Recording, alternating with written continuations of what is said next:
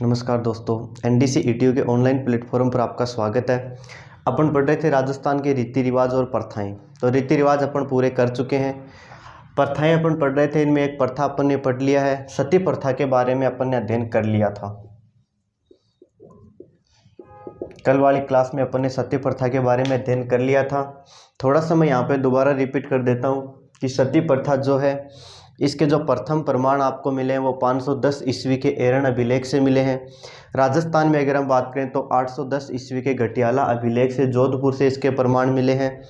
मध्यकालीन शासक मोहम्मद बिन तुगलक था जिसने सती प्रथा को रोकने का प्रयास किया। इसके बाद में अगर हम बात करें तो मुगल बादशाह अकबर ने भी सती प्रथा को रोकने का असफल प्रयास किया। और राजस्थान में 1987 में सती निवारण अध्यादेश बना करके सती प्रथा के महिमा मंडन पर पूरी तरह से क्या लगा दी, रोक लगा दी।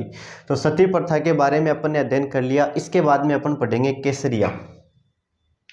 अगली जो अपनी प्रथा आती है केसरिया। देखो, एक होता है केसरिया, एक होता है जौहर, और दोनों मिलते हैं तो बनता है साका। दोनों मिलते हैं तो क्या बनता है, साका। बात करेंगे अपन केसरिया क्या होता है, जौहर क्या होता है और साका क्या होता है। केसरिया के बारे में सबसे पहले अपन बात करें तो राजपूत योद्धाओं द्वारा केसरिया साफा धारण करके और युद्ध में जाना, यानी राजपूत योद्धाओं द्वारा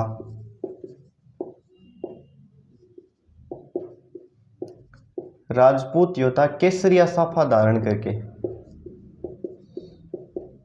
या केसरिया बाना धारण करके युद्ध में जाते थे और लड़ते हुए, शत्रु के विरुद्ध लड़ते हुए वीर गति को प्राप्त हो जाते थे।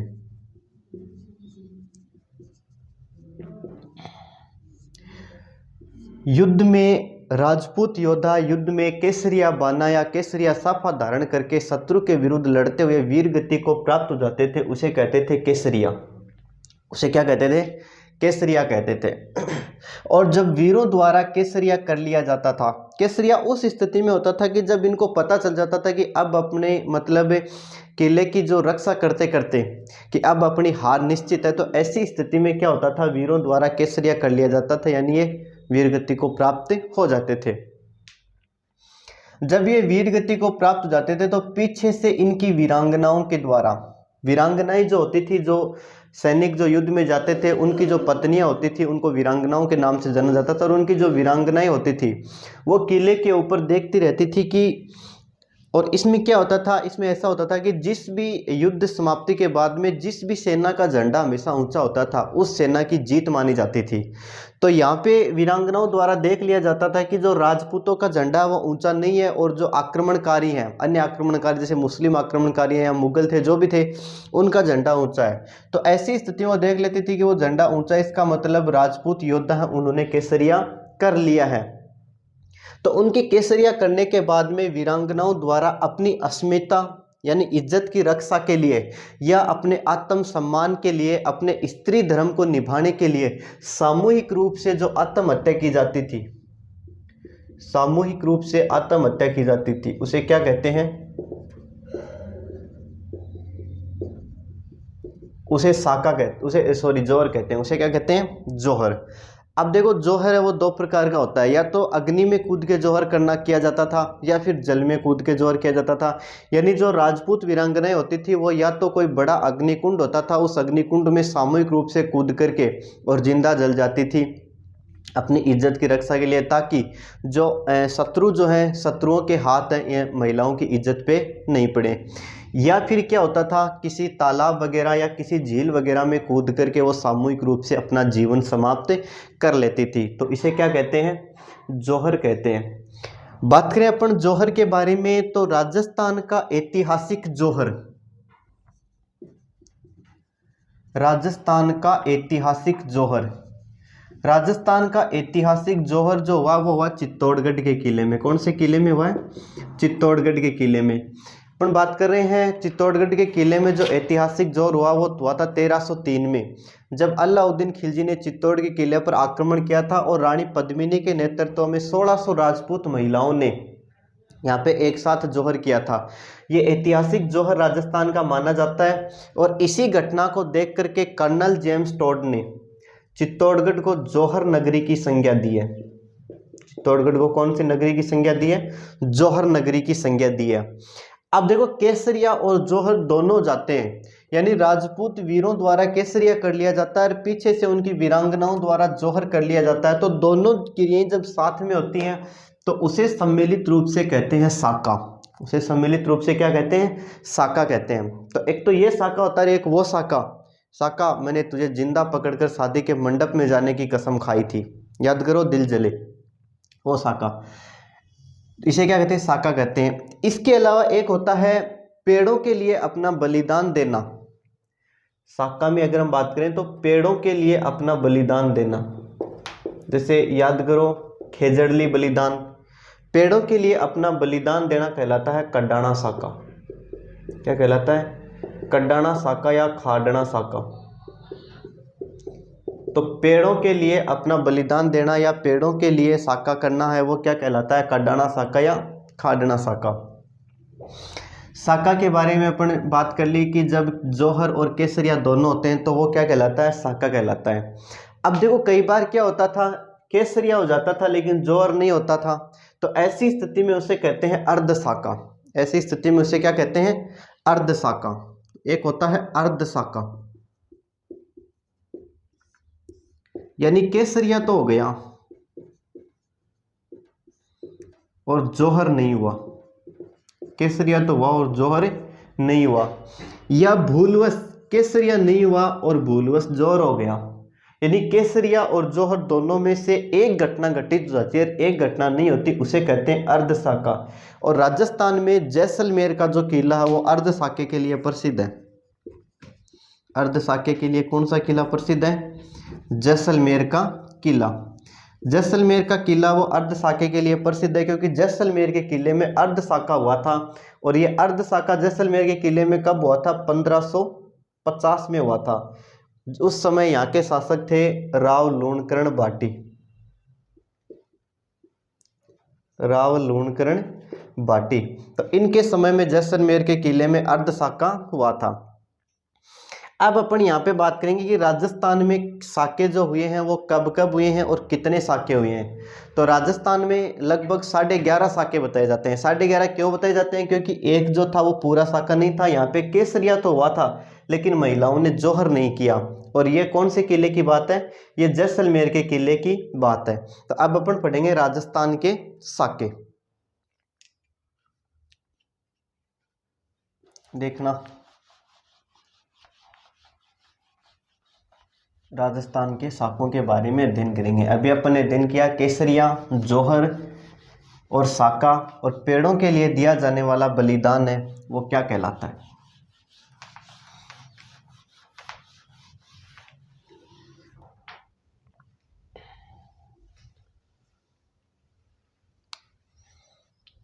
राजस्थान के प्रमुख साके।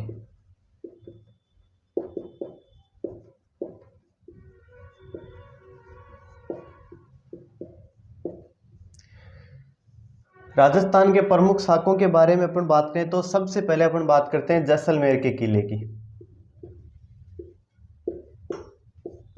जैसलमेर का किला, और जैसलमेर के किले के बारे में बात करते हैं प्रथम साके की। जैसलमेर में प्रथम साका हुआ था 1313 में। जैसलमेर के किले का प्रथम साका कब हुआ? 1313 में। बात करें कि इस समय आक्रमण किसने किया था, तो इस समय आक्रमणकारी जो था, आक्रमणकारी था अलाउद्दीन खिलजी। आक्रमणकारी कौन था? अलाउद्दीन खिलजी। अलाउद्दीन खिलजी ने जैसलमेर के किले पर 1313 में आक्रमण किया।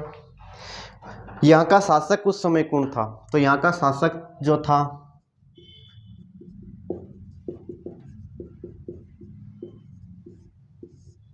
मूलराज द्वितीय। यहाँ का शासक कौन था? मूलराज द्वितीय। भाटी शासक जो था मूलराज द्वितीय, वो जैसलमेर में उस समय शासक था। कब था?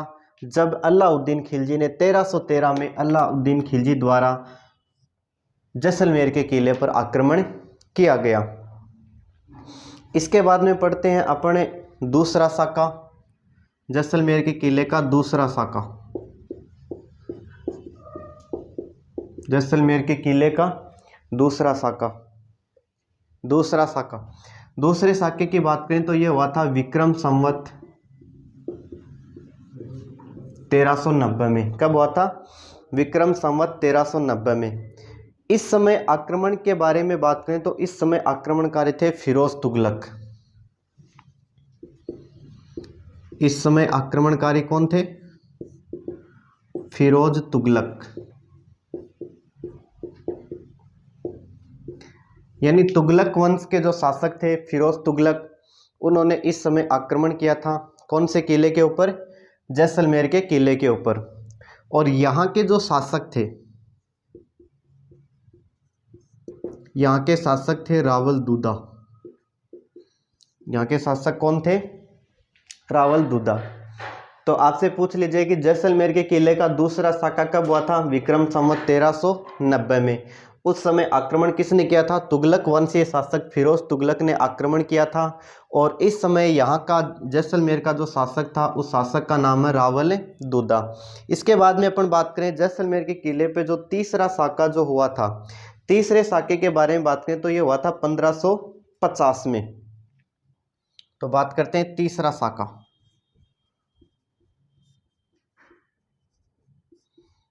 या इसे कहते हैं अर्ध साका। इसे क्या कहते हैं? अर्ध साका। ये हुआ है 1550 में। कब हुआ है? 1550 में। ये कब हुआ था? 1550 में। ये हुआ है इस समय यहाँ के जो शासक थे, जैसलमेर के शासक,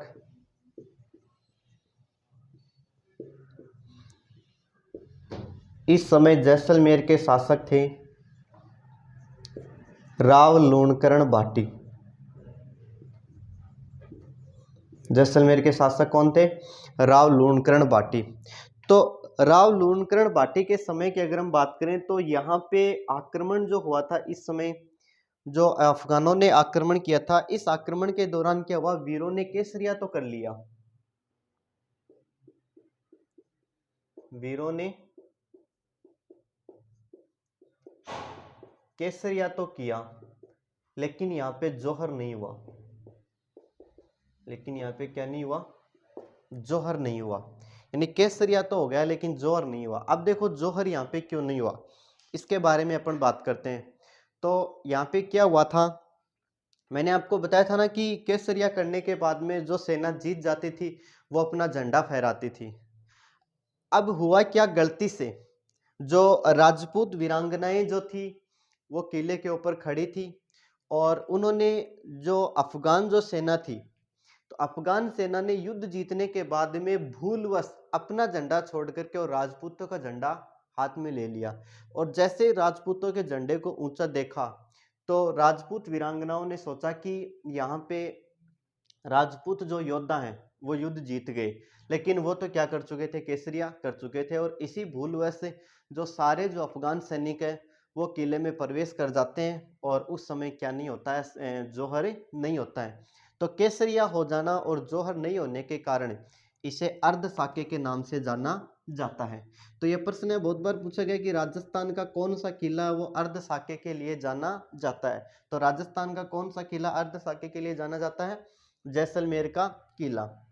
जैसलमेर के किले में जो अर्ध साका हुआ था वो कब हुआ था? 1550 में। इस समय यहाँ के शासक कौन थे? इस समय यहाँ के शासक थे राव लूणकरण भाटी। तो यहाँ पे अपने अध्ययन किया जैसलमेर के किले के साके। जैसलमेर के किले का पहला साका 1313 में हुआ था, दूसरा साका विक्रम संवत 1390 में हुआ है, और तीसरा साका हुआ है 1550 में। इसके बाद में अपन अगले किले के ऊपर बात करते हैं। अगला किला अपना आता है सिवाना का किला। सिवाना जो बाड़मेर में पड़ता है।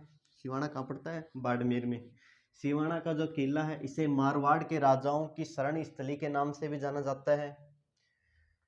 सिवाना के किले को किस नाम से जाना जाता है? मारवाड़ के राजाओं की शरण स्थली। तो अगला अपना किला आता है सिवाना।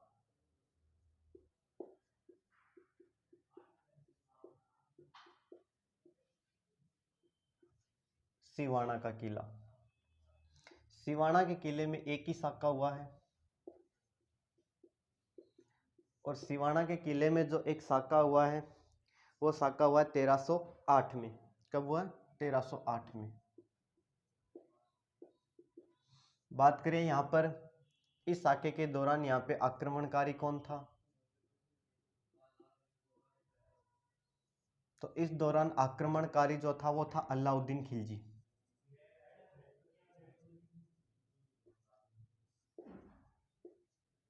आक्रमणकारी कौन था? अलाउद्दीन खिलजी। यहाँ का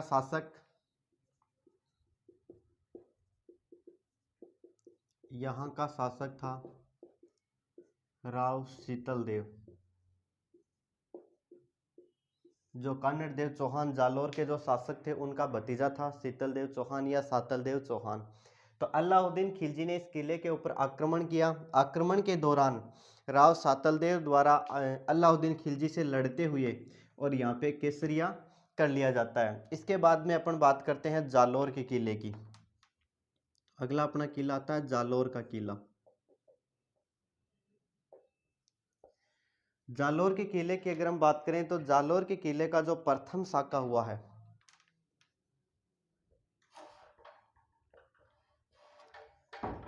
यह हुआ है 1311-12 में। प्रथम शाखा कब हुआ है? 1311-12 में। यहाँ पे बात करें कि यहाँ पे आक्रमणकारी कौन था, तो यहाँ पे आक्रमणकारी था अलाउद्दीन खिलजी। आक्रमणकारी कौन था? अलाउद्दीन खिलजी। देखो राजस्थान के किलों के बारे में बात करें तो लगभग किलों पे आक्रमण करने वाला अलाउद्दीन खिलजी था, क्योंकि अलाउद्दीन खिलजी पहला शासक था मध्यकालीन भारत का जो दक्षिण भारत को जीतना चाहता था। और दक्षिण भारत को जीतने के लिए उसे राजपूताना को जीतना बहुत जरूरी था, इसलिए उसने समय समय पर राजपूताना के समस्त किलों पर आक्रमण किया। तो राजस्थान के किलों को सबसे ज्यादा नुकसान पहुंचाने वाला शासक अगर आपसे पूछा जाए तो अलाउद्दीन खिलजी था। अलाउद्दीन खिलजी ने यहाँ पे आक्रमण किया। उस समय यहाँ का जो शासक था, यहाँ का शासक था कानड़ देव चौहान। कौन था? कानड़ देव चौहान। आपको पता होगा कानड़ देव चौहान के समय में अलाउद्दीन खिलजी ने 1311-12 में आक्रमण किया। दोनों के बीच में घमासान युद्ध हुआ और इस युद्ध में लड़ते हुए कानड़ देव चौहान और उसके पुत्र वीरमदेव चौहान, कानड़ देव चौहान और उसके पुत्र वीरमदेव चौहान दोनों युद्ध में लड़ते हुए वीर गति को प्राप्त हो जाते हैं। यहाँ पे ऐसा भी माना जाता है कि इस आक्रमण का जो कारण था वो अलाउद्दीन खिलजी की पुत्री फिरोजा और वीरमदेव जो है इन दोनों को माना जाता है। यहाँ पे एक कवि हुए हैं अपने पद्मनाभ, और पद्मनाभ ने एक ग्रंथ लिखा है कानड़ देव प्रबंध। पद्मनाभ जो कवि हुए उन्होंने एक ग्रंथ लिखा कानड़ देव प्रबंध, और इस ग्रंथ में अलाउद्दीन खिलजी द्वारा ये जो आक्रमण किया गया था या जालोर के किले का जो साका हुआ था, इस साके के बारे में संपूर्ण जानकारी जो आपको मिलती है वो कौन से ग्रंथ में मिलती है? कानड़ देव प्रबंध नामक ग्रंथ में मिलती है। और फिरोजा और जो वीरमदेव है इनकी प्रेम कहानी का जो वर्णन किया गया है वो भी इसमें किया गया है। तो ये था जालोर का पहला साका। इसके बाद में अपन आते हैं अगला अपना जो किला आता है वो आता है चित्तौड़गढ़ का किला। चित्तौड़गढ़ के किले के बारे में अपन बात करें तो जैसा कि आपको पता होगा चित्तौड़गढ़ के किले में 3 साके हुए हैं। चित्तौड़गढ़ के किले में कितने साके हुए हैं? 3 साके। पहला जो राजस्थान का ऐतिहासिक जौहर जो माना जाता है 1303 में रानी पद्मिनी ने जब जौहर किया था। दूसरा 1534-35 में और तीसरा 1567-68 में। तो बात करते हैं चित्तौड़गढ़ के बारे में। चित्तौड़गढ़ का किला। चित्तौड़गढ़ के किले के बारे में बात करें तो इसके तीनों शाखों के बारे में अपन पढ़ेंगे। सबसे पहले अपन पढ़ते हैं प्रथम शाखा। यह हुआ था 1303 में। चित्तौड़गढ़ के किले का प्रथम शाखा कब हुआ? 1303 में। बात करते हैं कि यहाँ पे आक्रमण किसने किया था, तो यहाँ का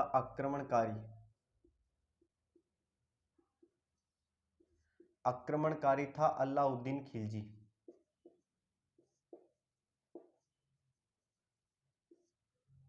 यहाँ का शासक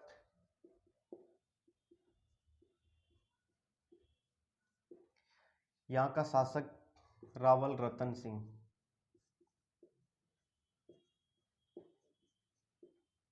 यहाँ का शासक कौन था? रावल रतन सिंह। इस आक्रमण के दौरान अगर बात करें तो इस आक्रमण के बारे में कई इतिहासकार हैं, वो अलग अलग बात बताते हैं।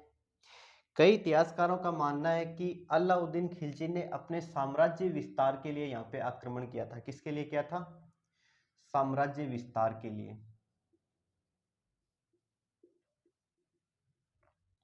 लेकिन कुछ इतिहासकारों का मानना है, या अपन बात करें जैसा कि पद्मावत जो ग्रंथ लिखा गया है,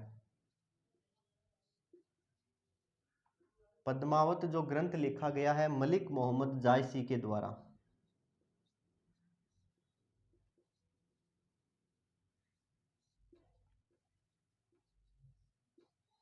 मलिक मोहम्मद जायसी ने जो पद्मावत ग्रंथ लिखा है, और इस पद्मावत ग्रंथ के बारे में अगर हम बात करें तो इस पद्मावत ग्रंथ में भी लिखा गया है कि यहाँ पे रानी पद्मिनी को पाने के लिए, किसको पाने के लिए? रानी पद्मिनी को पाने के लिए आक्रमण किया था। किसने? अलाउद्दीन खिलजी ने। यहाँ पे देखो अलाउद्दीन खिलजी द्वारा किसी भी कारणवश किया गया होगा आक्रमण, यहाँ पे किया जाता है अलाउद्दीन खिलजी द्वारा। और यहाँ पे क्या होता है? रावल रतन सिंह और उसके सेनापति गोरा व बादल, रावल रतन सिंह, गोरा व बादल, दोनों तीनों के नेतृत्व में यहाँ पे वीरों द्वारा केसरिया किया जाता है। तीनों के नेतृत्व में यहाँ पे क्या किया जाता है?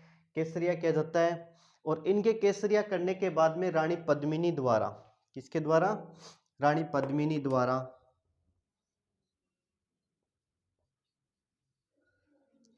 रानी पद्मिनी द्वारा 1600 राजपूत महिलाओं के साथ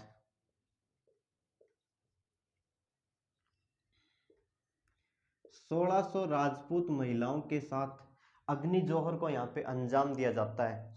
जब रानी पद्मिनी ने 1600 राजपूत महिलाओं के साथ यहाँ पे अग्नि जौहर किया तो इसी घटना से प्रभावित होकर के कर्नल जेम्स टोड ने इसे राजस्थान के ऐतिहासिक जौहर की संज्ञा दी है। तो यह था चित्तौड़गढ़ के किले का प्रथम साका। इसके बाद में अपन बात करते हैं चित्तौड़गढ़ का दूसरा साका। दूसरा साका जो हुआ था 1534-35 में। चित्तौड़गढ़ के दूसरे साके के बारे में अपन यहाँ पर बात करते हैं। देखिए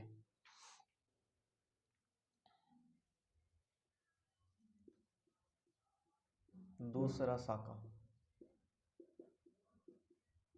1534-35। दूसरा साका जो हुआ था 1534-35 में, इसके बारे में अपन बात करें तो यहाँ पे आक्रमणकारी कौन था?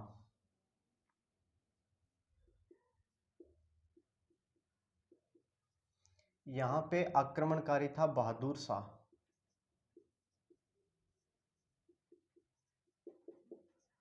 गुजरात का शासक। आक्रमणकारी कौन था? बहादुर शाह था। कहाँ का शासक था? गुजरात का शासक था। बहादुर शाह के बारे में अपन बात करें तो इसने यहाँ पे आक्रमण किया। उस समय यहाँ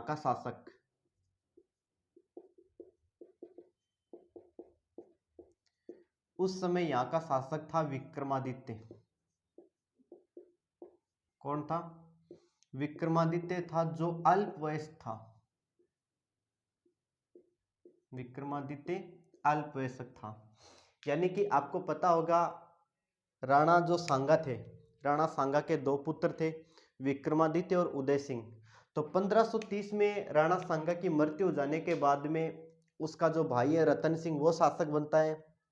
लेकिन रतन सिंह की जब मृत्यु हो जाती है तो रतन सिंह की मृत्यु होने के बाद में राणा सांगा के ज्येष्ठ पुत्र विक्रमादित्य, जिनकी आयु लगभग 5 या 6 साल की थी, तो वो यहाँ पे शासक बनते हैं जो अल्पवयस्क थे। और अल्पवयस्क होने के कारण इनकी जो माता थी कर्मावती देवी, इनकी माता कर्मावती देवी जो है वो इनके संरक्षिका के रूप में कार्य करती है। किसके रूप में कार्य करती है? संरक्षिका के रूप में कार्य करती है। जब बहादुर शाह ने यहाँ पे आक्रमण किया तो रानी कर्मावती ने यहाँ पे हुमायूं को राखी भेजी थी अपनी रक्षा के लिए। किसको राखी भेजी थी? हुमायूं को। अब क्या आप मेरे को बता सकते हो कि रानी कर्मावती ने उस समय हुमायूं को राखी क्यों भेजी, किसी दूसरे शासक को क्यों नहीं भेजी?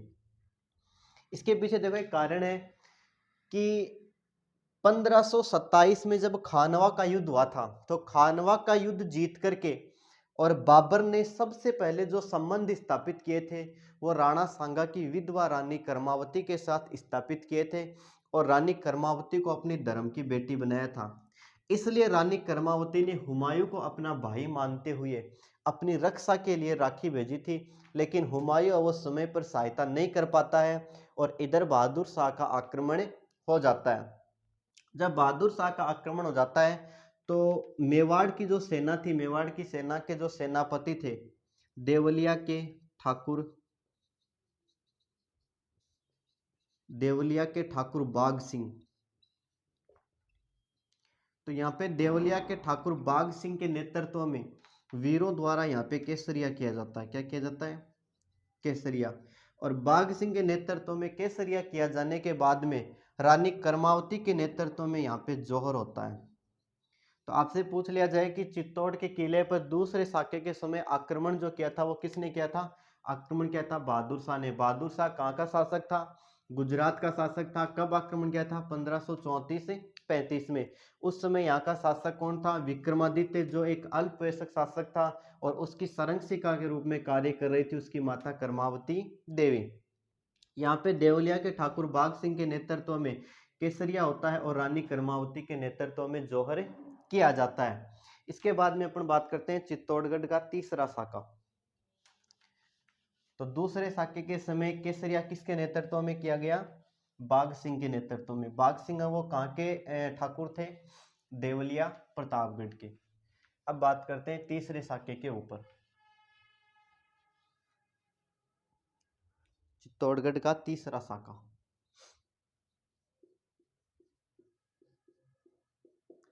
चित्तौड़गढ़ का तीसरा साका जो हुआ था वो हुआ था 1567-68 में। कब हुआ है?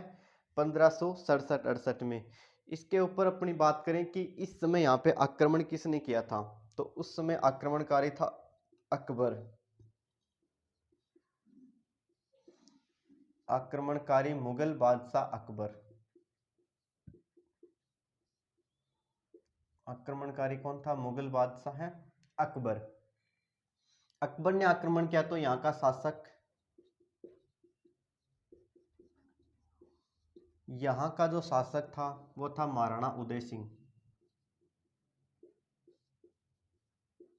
शासक कौन था? महाराणा उदय सिंह। अब देखो यहाँ पे क्या होता है, जैसे ही अकबर ने यहाँ पे आक्रमण किया, आक्रमण के दौरान महाराणा उदय सिंह जो है वह किले की रक्षा का भार अपने दो सेनापति जयमल राठौड़ और फत्ता सिसोदिया, जयमल राठौड़ व फत्ता सिसोदिया, इन दोनों को चित्तौड़गढ़ के किले की रक्षा का भार सौंप करके और स्वयं जो है स्वयं उदयपुर में गिरवा की पहाड़ियों में चला जाता है। स्वयं कहाँ चला जाता है? गिरवा की पहाड़ियों में चला जाता है। यहाँ पे आक्रमण होता है अकबर का। तो आक्रमण के समय जयमल राठौड़, फत्ता सिसोदिया और इनके साथ में थे वीर कल्ला राठौड़, वीर कल्ला राठौड़, इन तीनों के द्वारा अकबर के साथ युद्ध किया जाता है। अब देखो यहाँ पे क्या होता है, ऐसा माना जाता है कि एक बार युद्ध विराम के बाद में जयमल राठौड़ जो वो रात के अंधेरे में और किले की मरम्मत का कार्य कर रहे थे और मरम्मत का कार्य करते हुए अकबर ने इन्हें देख लिया और अकबर ने अपनी संग्राम नामक बंदूक से, अकबर की बंदूक का क्या नाम था? संग्राम। अकबर ने अपनी संग्राम नामक बंदूक से हमला किया जाता है जयमल राठौड़ के ऊपर और जो गोली जो लगती है इसके घुटनों में लगती है और ये युद्ध करने में असमर्थ हो जाता है। जब दूसरे दिन युद्ध में जाते समय वीर कल्ला राठौड़ ने देखा कि उसके चाचा जयमल राठौड़ जो हैं वो तो युद्ध में जा ही नहीं रहे, तो उन्होंने अपने चाचा को कहा, अरे चाचा जी आप ऐसे दुबक करके कैसे बैठे हो, आप युद्ध में क्यों नहीं जा रहे? तो जयमल ने कहा कि बेटा शत्रु से दो दो हाथ करने का तो मेरा भी बहुत मन कर रहा है, लेकिन मेरे पैर में गोली लगी है, मैं चल नहीं सकता। तो वीर कल्ला राठौड़ ने कहा कि आप चल नहीं सकते तो क्या हुआ, आप एक काम कीजिए, मेरे कंधे पे सवार हो जाइए। तो वीर कला राठौड़ ने जयमल राठौड़ को अपने कंधे पे बिठा लिया। अब अपने कंधे पे बिठाया, अब यहाँ से तलवारें चलने लगी, 2 हाथ वीर कला राठौड़ के और 2 हाथ जयमल राठौड़ के, एक सिर कला राठौड़ का और एक जयमल राठौड़ का। तो दूर युद्ध भूमि में दूर बैठे अकबर ने जब ये दृश्य देखा तो अनायास ही अकबर के मुंह से निकल गया कि ये 2 सिर और 4 हाथों वाला लोक देवता कहाँ से आया है, कि यह 2 सिर और 4 हाथों वाला लोक देवता कहाँ से आया। तो कई बार एग्जाम में पूछा गया है कि 2 सिर और 4 हाथों का लोक देवता वो किन्हें कहा जाता है, वो वीर कला राठौड़ को कहा जाता है। और इन्हें 2 सिर और 4 हाथों का लोक देवता कहा किसने था, अकबर ने कहा था। तो यहाँ पर जयमल राठौड़, फतेह सिसोदिया और वीर कला राठौड़ के नेतृत्व में वीरों द्वारा केसरिया किया जाता है। और वीरों के केसरिया करने के बाद में फतेह सिसोदिया की जो रानी थी फूलकंवर, फतेह सिसोदिया की रानी फूलकंवर के नेतृत्व में वीरांगनाओं द्वारा जोहर किया जाता है। और जोहर करने के साथ ही ये होता है चित्तौड़गढ़ के किले का तीसरा साका। इसके बाद में अपन बात करते हैं गागरोन के किले की। अगला किला अपना आता है गागरोन का किला। गागरोन का किला जो है वो है झालावाड़ में। गागरोन का किला किस जिले में, वर्तमान में झालावाड़ में। गागरोन का किला जो है वो राजस्थान का एकमात्र ऐसा किला है जिसकी नींव नहीं भरी गई है, वो बिना नींव के एक सीधी चट्टान के ऊपर खड़ा हुआ है। तो आपसे पूछ लिया जाए कि राजस्थान का एकमात्र किला जिसकी नींव नहीं भरी गई है वो किला कौन सा है, गागरोन का किला। गागरोन के किले के बारे में बात करते हैं तो गागरोन के किले का जो प्रथम साका है,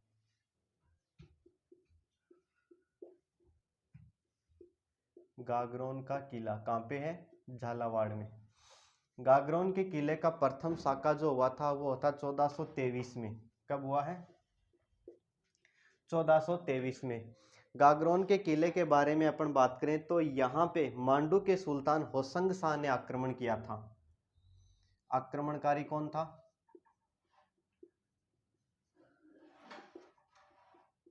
आक्रमणकारी था मांडू का सुल्तान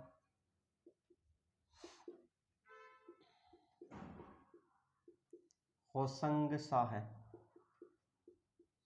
मांडू के सुल्तान होसंग शाह ने आक्रमण किया और उस समय जो था यहाँ का जो शासक था वो था अचलदास खिंची। यहाँ का शासक कौन था, यहाँ का शासक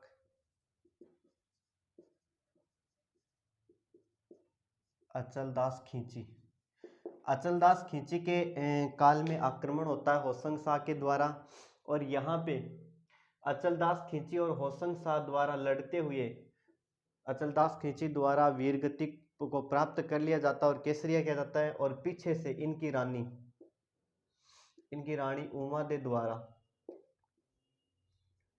उमा दे द्वारा जोहर किया जाता है। तो गागरोन के किले का पहला जोहर आपसे पूछा जाए तो कब हुआ था, 1423 में। इसके बाद में अपन बात करते हैं गागरोन के किले का दूसरा जोहर हुआ था 1444 में।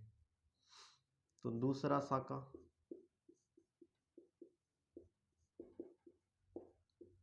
1444। गागरोन के किले का दूसरा साका जो हुआ था वो 1444 में हुआ था और इस समय महमूद खिलजी ने यहाँ पे आक्रमण किया था। आक्रमण किसने किया था, महमूद खिलजी द्वारा यहाँ पे आक्रमण किया गया। और महमूद खिलजी के काल में गागरोन के किले का दूसरा साका होता है। तो ये थे गागरोन के किले के 2 साके। आपसे पूछ लिया जाए कि गागरोन के किले का प्रथम साका वो कब हुआ था, 1423 में, और दूसरा कब हुआ था, 1444 में। इसके बाद में बात करते हैं अपन रणथंभौर के किले की। तो अगला किला अपना आता है रणथंभौर का किला।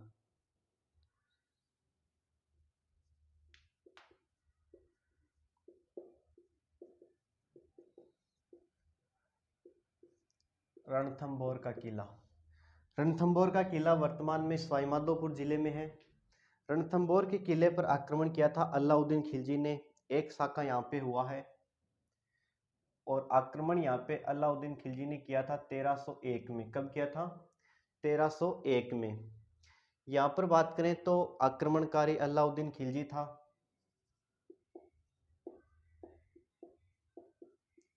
आक्रमणकारी कौन था? अलाउद्दीन खिलजी।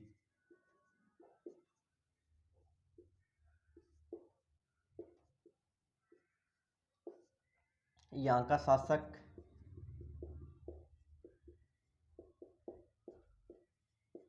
शासक था हमीर देव चौहान। यहाँ का शासक कौन था? हमीर देव चौहान। हमीर देव चौहान के काल में आक्रमण किया जाता है यहाँ पर किसके द्वारा? अलाउद्दीन खिलजी के द्वारा 1301 में। यहाँ पे क्या होता है, अलाउद्दीन खिलजी और हमीर देव चौहान के मध्य युद्ध होता है और इसमें युद्ध में लड़ते हुए हमीर देव चौहान है वो वीर गति को प्राप्त हो जाते हैं। हमीर देव चौहान वीर गति को प्राप्त हो जाते हैं और पीछे से हमीर देव की रानी रंगदे और इनकी पुत्री देवलदे द्वारा पदमसर तालाब में कूद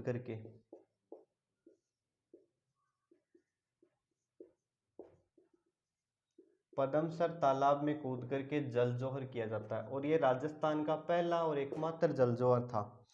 ये राजस्थान का पहला और एकमात्र जल जोहर था। यहाँ पे जल जोहर किया जाता है। तो इसके बाद में अपन बात करते हैं बटनेर के किले के बारे में।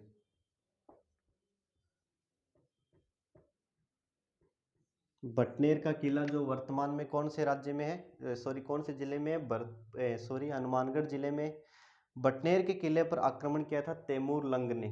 किसने आक्रमण किया था? तैमूर लंग ने। बटनेर का जो किला है यहाँ पे 1398 में आक्रमण किया था और तैमूर लंग ने आक्रमण किया था। तो आक्रमणकारी तैमूर लंग। इसके बाद में बात करें अपन यहाँ का शासक, तो यहाँ का शासक जो था वो था दूलचंद भाटी। यहाँ का शासक कौन था? दूलचंद भाटी। दूलचंद भाटी के समय में तैमूर लंग ने यहाँ पे आक्रमण किया और दूलचंद भाटी द्वारा यहाँ पे लड़ते हुए केसरिया कर लिया जाता है और पीछे से महिलाओं द्वारा क्या किया जाता है? जोहर किया जाता है। यहाँ पे बात करें तो यह राजस्थान का एक ऐसा किला है जहाँ पे एक अनोखा जोहर हुआ था। कैसा जोहर हुआ था? अनोखा जोहर। अनोखे जोहर के बारे में बात करें तो यहाँ पे हिंदू महिलाओं के साथ साथ हिंदू रानियों के साथ साथ मुस्लिम महिलाओं ने भी जोहर किया था। हिंदू रानियों के साथ साथ मुस्लिम महिलाओं ने भी जोहर किया था। तो आपसे पूछ लिया जाए कि राजस्थान का एकमात्र ऐसा किला जहाँ पे हिंदू रानियों के साथ साथ मुस्लिम महिलाओं ने भी जोहर किया था, तो वो किला कौन सा आपका? बटनेर का किला। और उस किले पर आक्रमण कब किया था? 1398 में। किसने किया था? तैमूर लंग ने। तो अपन ने ये पढ़े राजस्थान के साके। तो अपनी जो प्रथा थी केसरिया और जोहर और दोनों को मिलाकर के होता है साका। इसके बाद में अपन ने पढ़े राजस्थान के साके और अगली क्लास में अपन बात करेंगे राजस्थान की अन्य प्रथाओं के बारे में। तब तक के लिए धन्यवाद।